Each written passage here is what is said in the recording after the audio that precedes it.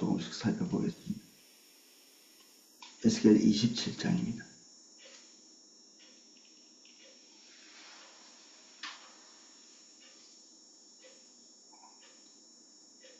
이 27장을 이제 읽으면 두로가 왜 이렇게 부국이 될 수밖에 없었는지, 아주 작은 소도시인데, 조그마한 섬에 불과한데, 그리고 이 두로가 붕괴되고 무너질 때 주변에 있는 모든 나라들, 지중해 전체가 들썩거리면서 눈물을 흘리고 애곡하고 하는 모습을 볼 수 있거든요.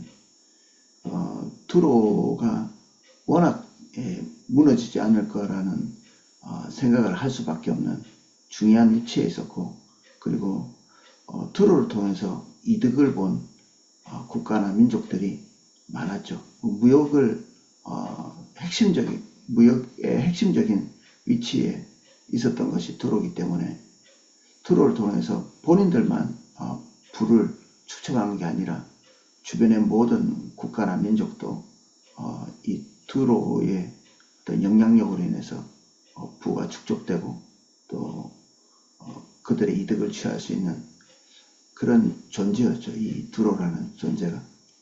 솔로몬도 이 두로와 좋은 관계를 맺었던 흔적들이 있습니다.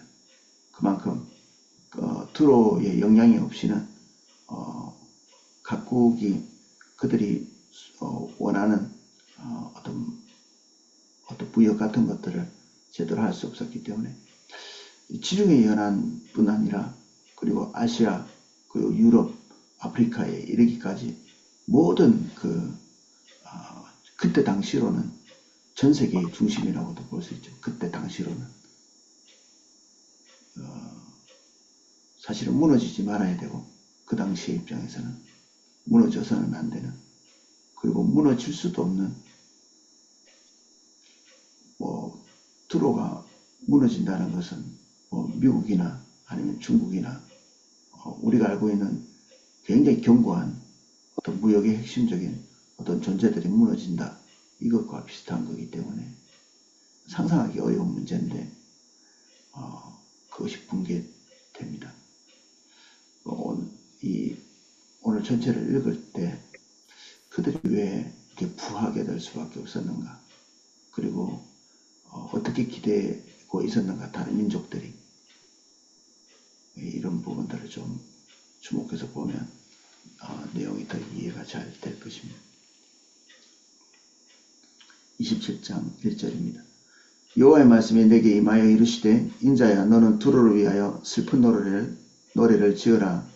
너는 두로를 향하여 이르기를, 바다 어귀에 거주하면서 여러 백성과 거래하는 자여, 주 여호와께서 이같이 말씀하시되, 두로야, 내가 말하기를 나는 온전히 아름답다 하였도다. 사실 이 3절 때문에 두로는 멸망했다고도 볼 수 있거든요. 하나님께서 두로가 두로되게 하기 위한 모든 조건들을 이렇게 모아주셨죠. 두로 때문에 이런 것들을 모아주셨다, 이렇게 보기보다는 이 두로가 가지고 있는 강점으로 인해서 열방이 복을 얻는 거죠. 이 무역은 모든 나라의 득이 되잖아요. 하나님께서 풍요를 베푸시기 위한 한 방책으로 두로를 왕성하게 이렇게 만드신 거죠. 그때 당시 지중해를 이렇게 중심으로 해가지고 포진되어 있던 많은 국가들이 하나님께서 이 두로에 주신 은혜로 말미암아 같이 풍요를 누렸던 거죠. 그래서 이게 이스라엘 백성과 비슷합니다. 이스라엘 백성들은 어떤 영적인 부국으로서 존재했다면, 두로는 자기들뿐 아니라 지중해 전체, 그때 당시 전 세계의 사람들에게 어떤 경제적인 이득과, 그리고 물류는 항상 필요한 거잖아요. 한쪽에 생산물이 있어도 이게 교류가 안 되고 또 유통이 안 되면 다 소용없는 거니까, 한쪽은 풍요로운 것을 가져다가 다른 쪽에 가서 다른 풍요로운 것과 이렇게 맞바꾸면서 다 모든 사람들이 이득을 얻죠. 수출은 그 수출 수입, 이 무역은 그 무역을 하는 모든 나라에 다 이득이죠. 하나님께서 이 무역을 통해 가지고 이 지중해 전체에 있는 국가에 축복을 내리신 건데, 거기에 핵심적인 역할을 담당할 수 있도록 은혜를 주신 두로가 스스로에게 공을 돌리고 있는 거죠. 한면에서는 교만하지 않은 사람이 있을까 싶으지만, 교만하게 되는 그 하나하나의 요소들을 보면 다 하나님께서 공급하지 않은 것이 없죠.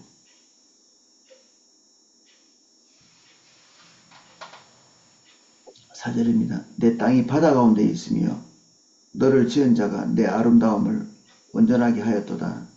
바다에 있었기 때문에 해상무역이 가능했었고, 그리고 그들이 군사적으로 접근하기 어려운 그런 곳에 있었기 때문에 또한 그 부를 유지시키고 자기 기능을 다할 수가 있었죠. 스델의 잣나무로 내 판자를 만들었으며 너를 위하여 레바논의 백향목을 가져다가 돛대를 만들었도다.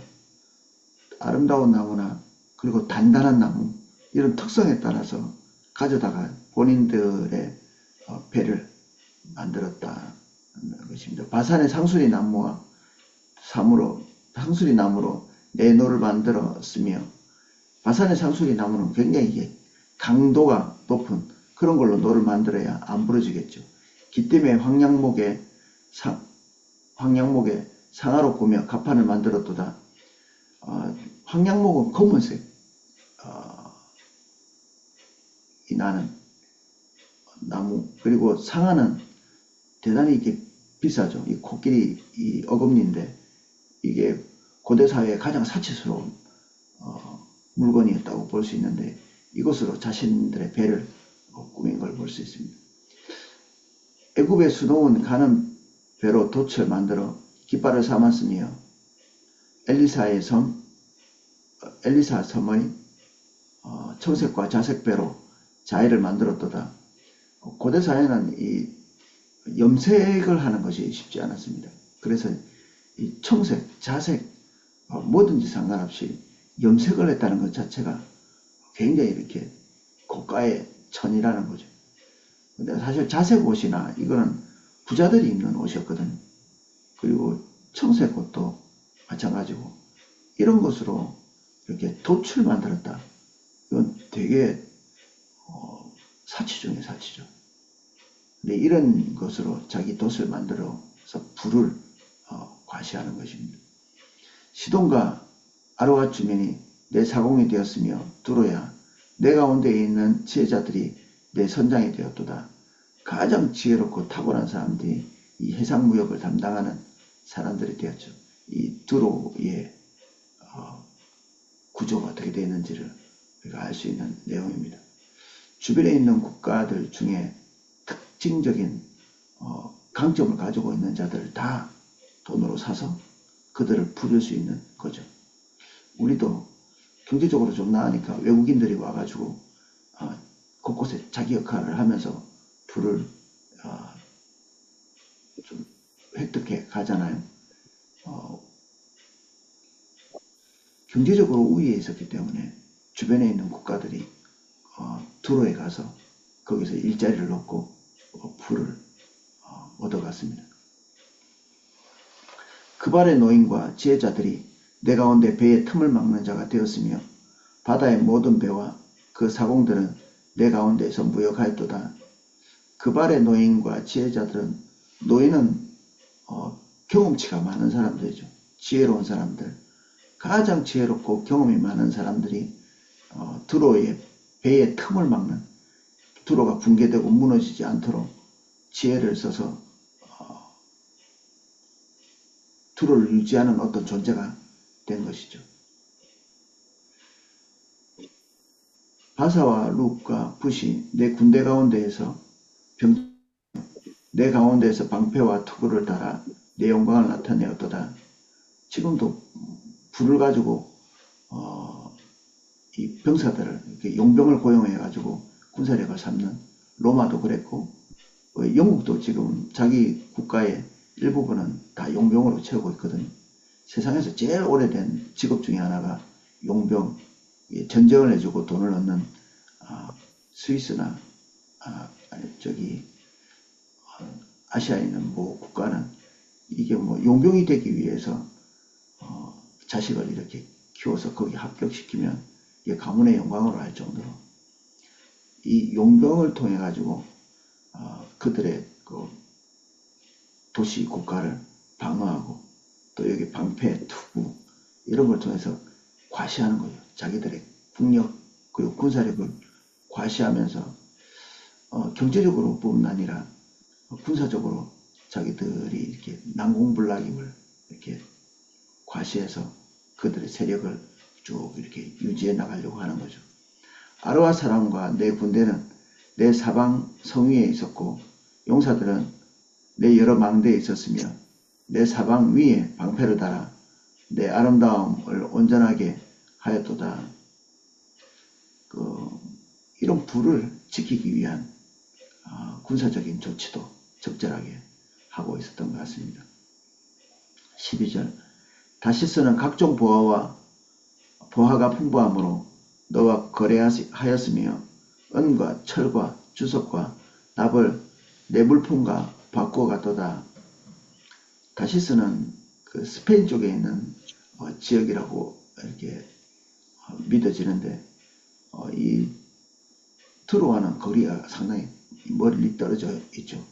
거기서부터 와서 무역을 할 정도면 영향력이 그만큼 이렇게 넓게 있었다는 얘기고요. 야왕과 두발, 매색, 은대 상인이 되었으며 사람과 녹그릇을 가지고 내 상품을 바꾸어 갔도다.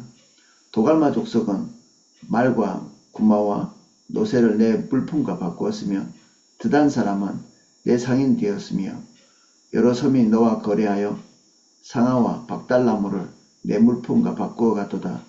너의 제품이 풍부하므로 아람은 너와 거래하였으며 남보석과 자색, 배와 수동것과 가는 배와 산호와 홍보석을 내 물품과 바꾸어 갔도다. 유다와 이스라엘 땅 사람이 내 상인이 되었으며 민닛, 밀과 과자와 꿀과 기름과 유향을 내 물품과 바꾸어 갔도다. 너의 제품이 많고 각종 보화가 풍부하므로 다메섹이 너와 거래하였으며 헬본 포도주와 흰 양털을 너와 거래하였도다. 오단과 야와는 기사 많은 실로 내 물품을 거래하였으며 가공한 새와 계피와 대나무 제품이 내 상품 중에 있었도다. 드다는 내 상인이 되었으며 말을 탈 때 까는 천을 너와 거래하였으며 아라비아와 게달의 모든 고관은 내 손 아래 상인이 되어 어린 양과 순양과 염소들 그것들로 너와 거래하였도다. 스바와 라하마 상인들도 너의 상인이 되며 각종 극상품 향재료와 각종 보석과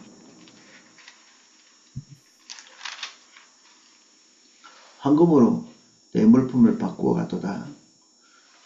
여기 보면 향유나 스바 이게 인도나 메소포타미아 저기 스바는 그 이디오피아 아프리카 쪽이죠. 그 아라비아 게달 이쪽은 그 사막과 육지 쪽이고 그래서 이런 지역들이 생산한 모든 것들이 다 이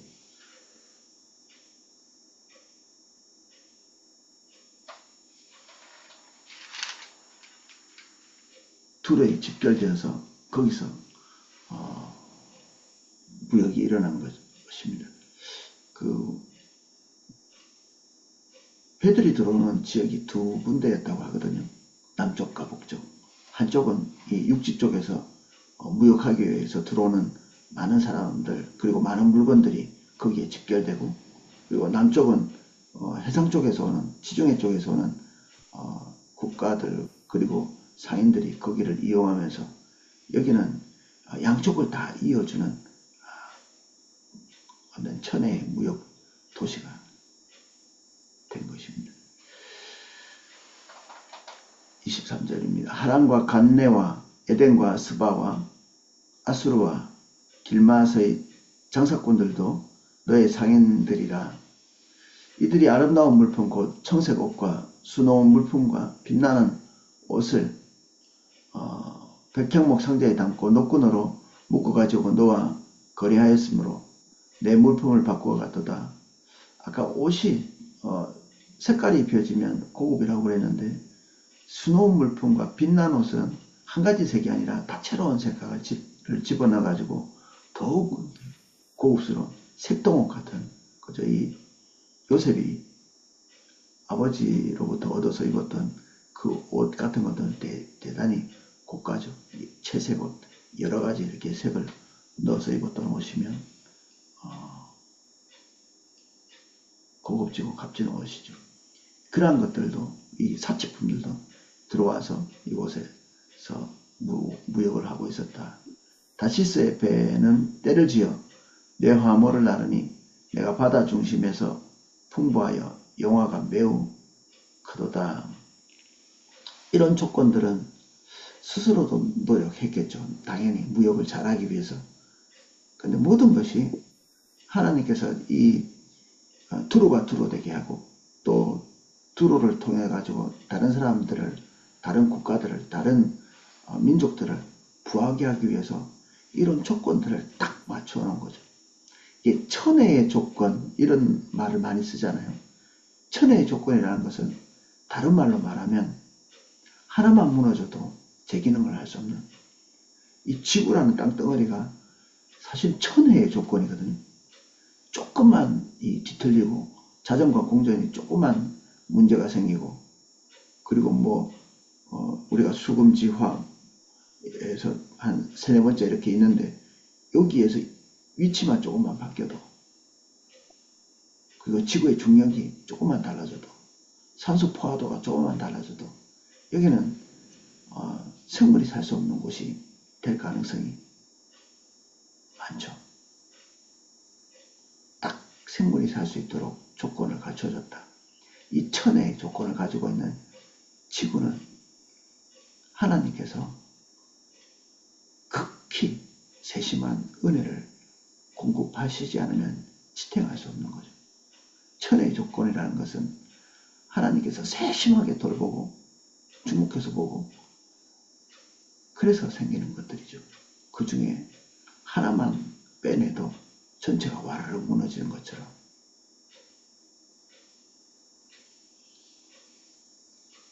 지금 읽었던 많은 부분들은 인위적으로도 만들 수 있겠지만 영원히 갈 수 있을 것 같은 느낌이 들죠. 모든 사람이 다 좋아하고, 그리고 어떤 나라들은 강력하면 강력할수록 미움을 사는 그런 데가 있거든요. 아수르 같은 데가 그런 것입니다.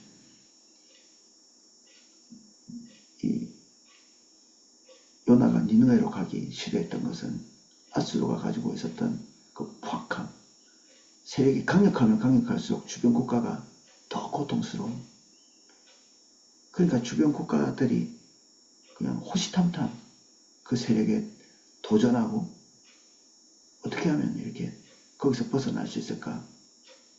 그래서 1800년 동안 주변 국가들을 괴롭혀왔기 때문에 이 전쟁이 자글자글하게 계속해서 일어나면서 국력이세에서 바벨론에 무너지거든요.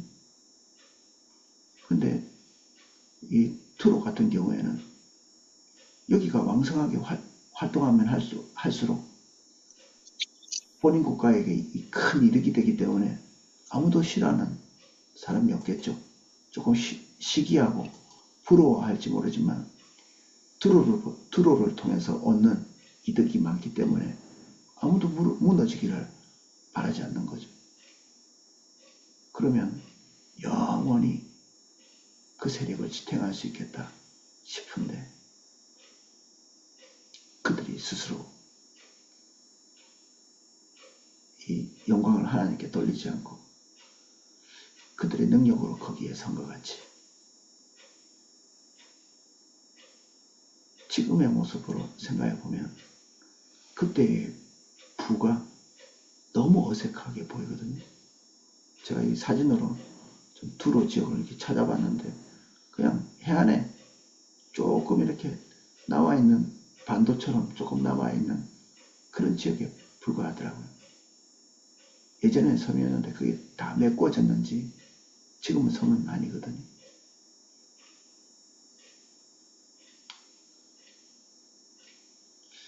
제가 성지순례 가서 그 에베소 지역을 갔는데 에베소는 고대 사회에 정말 이 두로처럼 굉장히 중요한 지역에서 이 해상무역을 하고 그리고 선원들이 와서 돈을 쓰고 그리고 선원들이 물건을 실어오고 이렇게 하면서 이 무역의 중심지처럼 되었던 곳이거든요.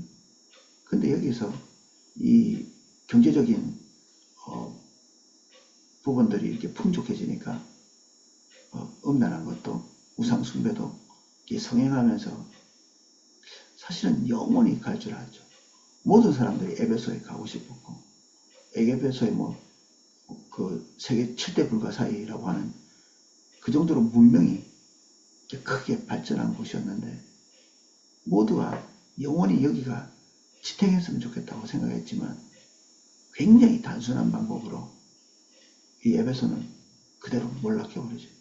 이 지진이 일어났는데 이 해안선이 5km를 뒤로 물러나 버렸어요. 그럼 에베소가 더 이상 항구가 아니죠. 하나님께서 약간의 조건만 다르게 해도 영원히 계속될 것 같은 그런 영향력 이게 완전히 빠져버리죠. 우리 무한대살 얘기를 많이 하죠.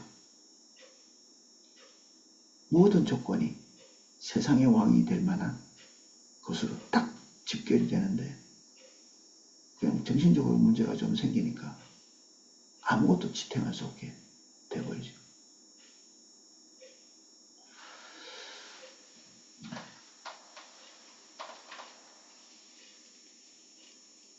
두로는 본인에게 있었던 모든 것들이 다 영원히 갈 줄 알았겠지만 하나님께서 결국 심판하시고 그들의 붕괴를 예언하도록 에스겔에게 말씀하십니다. 26절입니다. 내 사공이 너를 인도하여 큰 물에 이르게 하며 동풍이 바다 가운데에서 너를 무찔렀도다. 내 재물과 상품과 바꾼 물건과 내 사공과 선장과 내 배의 틈을 막는 자와 내 상인과 내 가운데 있는 모든 용사와 내 가운데 있는 모든 무리가 내가 패망하는 날에 다 바다 한가운데에 빠질 것이며 실제로 바다에 빠졌다 이렇게 볼 수도 있지만 하나님께서 멸망하게 하는 어느 시점에 다 무용지물이 되어버린 것입니다. 내 선장이 부르짖는 소리에 물결이 흔들리리로다. 선장이 부르짖는다. 엄청나게 큰 소리로 부르짖는데 이거는 재앙의 사이즈가 그만큼 큰 것입니다. 이 태풍이 불어와서 배가 침몰하는 것처럼 두로가 전체가 이렇게 붕괴가 되는 일시에 노를 잡은 모든 자와 사공과 바다의 선장들이 다 배에서 내려 언덕에 서서 너를 위하여 크게 소리질러 통곡하고 티끌을 머리에 덮었으며 제 가운데에 뒹굴며 그들이 다 너를 위하여 머리털을 밀고 굵은 배로 띠를 띠고 마음이 아프게 슬피 통곡하리로다. 그들이 통곡할 때 너를 위하여 슬픈 노래를 불러 애도하여 말하기를 두로와 같이 바다 가운데에서 적막한 자 누구인고. 한때는 왕성한 해상무역을 통해서 강력한 영향력을 발휘했던 두로인데 일시에 붕괴되면서 그들에게도 이것은 비극이고 재앙이었지만 이 두로를 통해서 많은 이득을 얻었던 그런 민족 그리고 거상들 이런 존재들에게도 희망을 송두리째 날려버리는 그런 사건이 된 거죠. 여기에 슬피 통곡하는 자들은 이 재앙 자체에 놀랍기도 했겠지만 트로를 통해서 얻었던 이득들을 더 이상 얻지 못하기 때문에 슬피 운 거죠. 트로를 심판한 것, 반면으로 이렇게 보면 세상 전체를 심판한 거죠. 하나님께서 경제적인 이득을 통해서 누렸던 그들의 사치와 교만함들을 하나님께서는 이 두로를 심판하시면서 통째로 다 심판하시는 거죠. 지금 우리는 포커스가 유다와 이스라엘에서 주변 국가들로 이렇게 나오고 있는데, 하나님께서는 이스라엘과 유다의 하나님일 뿐 아니라 지금 여기 보는 것처럼 전 세계를 주관하시는 하나님이시죠. 전 세계의 도덕성을 생각하시고 전 세계의 먹고 살 것, 또는 전 세계가 자숙하고 겸비해야 될 것, 이 모든 것도 하나님의 손안에 다 있는 것입니다.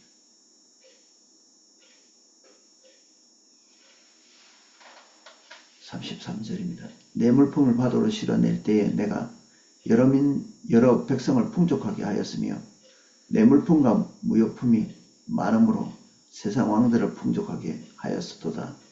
내가 바다 깊은 데서 파선할 때에 내 무역품과 내 승객이 다 빠졌으며 섬의 주민들이 너로 말미암아 놀라고 왕들이 심히 두려워하여 얼굴에 근심이 가득하도다.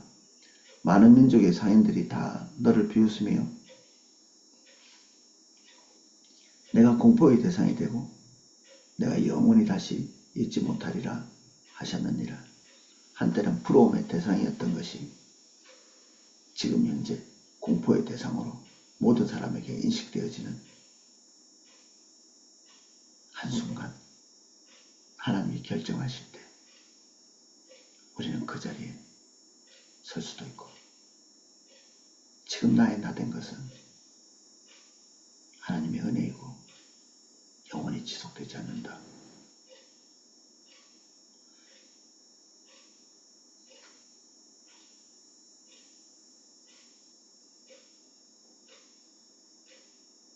하나님은 여전히 세상의 통치자이시고 영적인 것뿐 아니라 다른 여러가지 인간에게 필요한 모든 부분들을 세상에 공급하시는 그런 하나님이시죠. 오늘은 여기까지 살펴보겠습니다.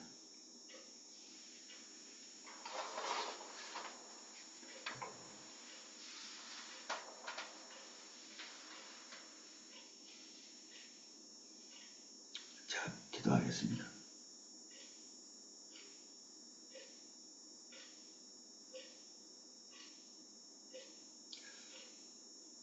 우리의 모든 안정된 삶, 때로는 형통함,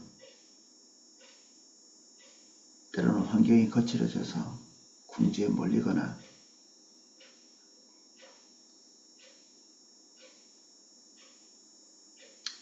삶이 궁색해지거나 될 만한 일이 되지 않거나 될 수 없는 일이 되거나 다 하나님의 손안에 있습니다. 우리는 하나님을 조절할 수 없고 하나님이 행하시는 일에 겸손히 순복할 수밖에 없습니다. 재앙이 닥쳐도 하나님은 당신의 주권자이심을 유지하시며 축복 안에서도 주님은 여전히 당신은 주권자이십니다. 우리가 축복을 유지할 수도 재앙을 물러가게 할 수도 없습니다.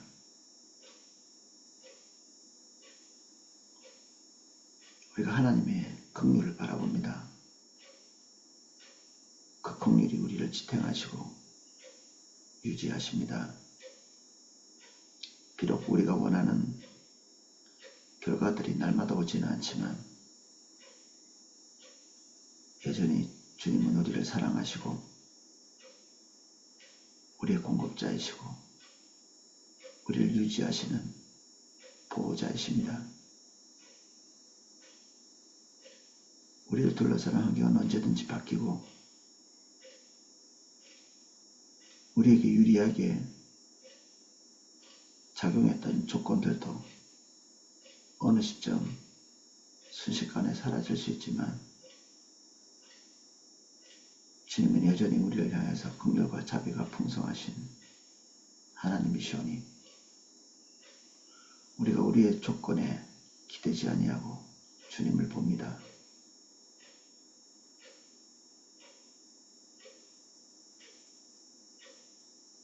오늘도 우리가 주님 볼 수 있는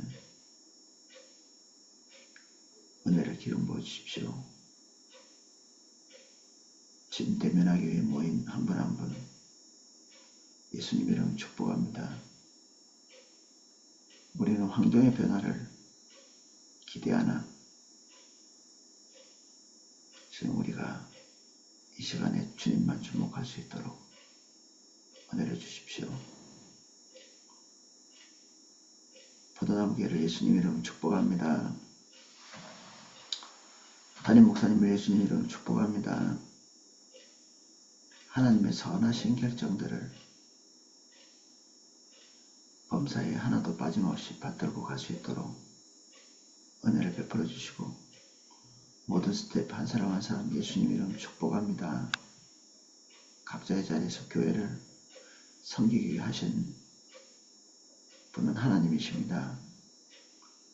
각자에게 주신 은혜와 은사를 따라 겸비한 마음으로 섬겨갈 수 있도록 은혜를 주시고 선한 중심으로 섬길 수 있도록 은총을 베풀어 주십시오. 교회 모든 지체들 한 분 한 분 예수님 이름 축복합니다. 각자가 교회 안에서 자기 역할을 해낼 수 있도록 나의 나된 것이 하나님의 은혜라고 바울이 고백했는데 우리들이 가지고 있는 모든 은혜들이 하나님으로부터 다른 일을 섬기기 위해서 주어져 있습니다. 우리가 우리의 기능을 하게 하시고 우리가 타인들의 복이 되게 하시고 타인들을 윤택하게 만드는 하나님의 은혜를 10분 사용해서 우리 역할을 해낼 수 있도록 도와주십시오. 예수님 이름으로 기도합니다. 아멘.